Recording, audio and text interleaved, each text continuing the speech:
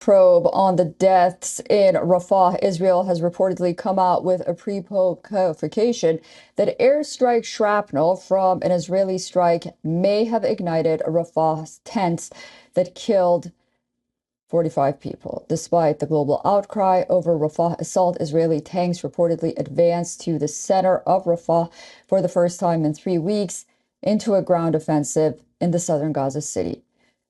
Tanks and armored vehicles reportedly mounted with machine guns were spotted near Al Auda Mosque, a central Rafah landmark. The Israeli military said its forces continued to operate in the Rafah area without commenting on reporting advances into the city center. More in our next report. Palestinians sifted through smoking wreckage in Rafah on Monday as others mourned the dead.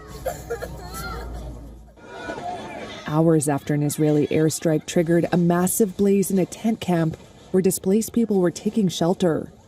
Dozens were killed, according to Palestinian officials in Hamas-run Gaza, who said the toll was likely to rise. Israeli Prime Minister Benjamin Netanyahu told Parliament the strike was not intended to kill civilians.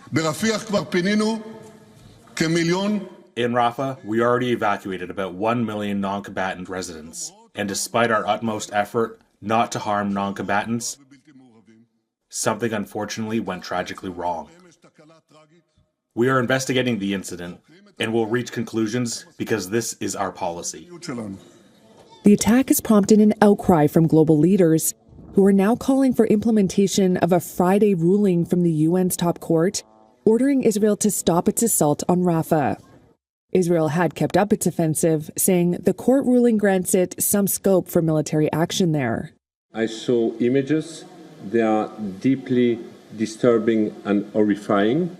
The head of the UN Palestinian Refugee Agency, or UNRWA, Philippe Lazzarini, said he was waiting to hear more about casualties from his team. There is no safe space in Gaza. The U.S. called images following the strike devastating and urged Israel to take every precaution to protect civilians. On social media, French President Emmanuel Macron said he was outraged.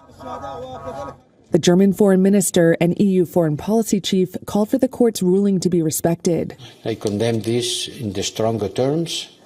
More than 36,000 Palestinians have been killed in Israel's offensive, Gaza's health ministry says.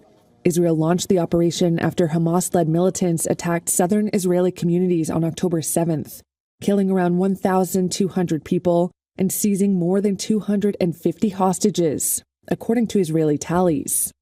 Israel says it wants to root out Hamas fighters holed up in Rafah and rescue hostages it says are being held in the area. Israel's military said Sunday's strike, based on, quote, precise intelligence, had eliminated Hamas's chief of staff for the West Bank, plus another official behind deadly attacks on Israelis. For all the latest news, download the WION app and subscribe to our YouTube channel.